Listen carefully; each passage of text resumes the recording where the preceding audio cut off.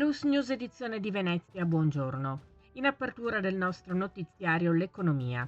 Ogni volta che si parla di paradisi fiscali, in realtà sono microstati molto più vicini a noi di quanto pensiamo. Secondo uno studio recente del World Inequality Lab, i primi 5 paradisi fiscali al mondo sono il Principato di Monaco, il Granducato del Lussemburgo, il Liechtenstein e le Channel Island, che sono situate nel canale della Manica. Solo al quinto posto troviamo le Bermuda, che sono l'unico paradiso fiscale non europeo in questa blacklist. Questi posti hanno pochissimi abitanti, ma vantano redditi pro capite che non hanno eguali nel resto del mondo. A segnalarlo è l'ufficio studi della CGA di Mestre che aggiunge: quando questi elusori fiscali fanno profitti miliardari senza pagare le tasse nel nostro paese, non fanno altro che impoverirci. Risultato? Le disuguaglianze aumentano e la povertà cresce. Gli altri contribuenti devono pagare di più per servizi spesso insoddisfacenti. Parliamo di sanità. La Giunta regionale del Veneto ha deciso di autorizzare gli investimenti in alcuni ospedali regionali, tra cui quello di Mestre all'Angelo.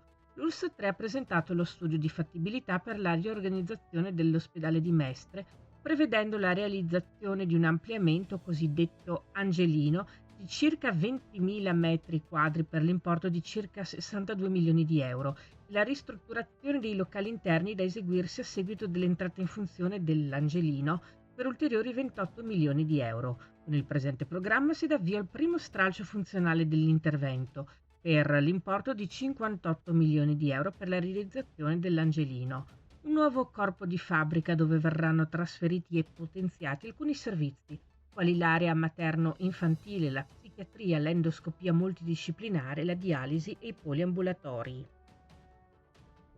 Cambiamo decisamente argomento. Grande attesa per l'arrivo della Befana in tutto il territorio cittadino che, con la sua scopa, porta via tutte le feste. Tanti gli appuntamenti organizzati per le famiglie e per i bambini che aspettano con ansia l'arrivo della vecchietta con le calze piene di dolci o di carbone. Il 6 gennaio è anche l'occasione per vedere uscire i Re Magi dalla torre dell'orologio di Piazza San Marco a Venezia.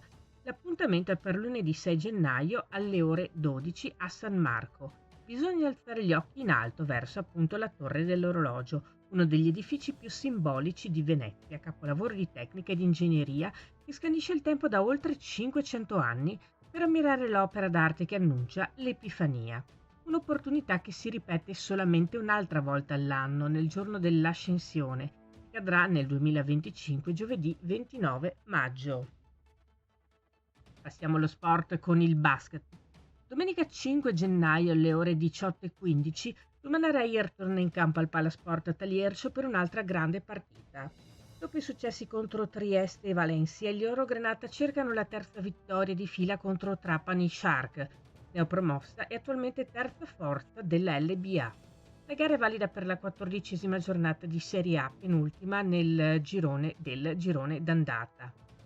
E vi segnaliamo questa iniziativa. All'ingresso del Palasport, prima della partita, sarà installata la ruota della fortuna per far divertire i più piccoli.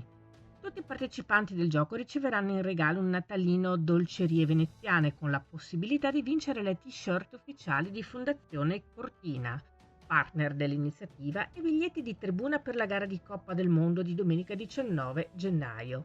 Questa era la nostra ultima notizia. Grazie per averci seguiti. Arrivederci.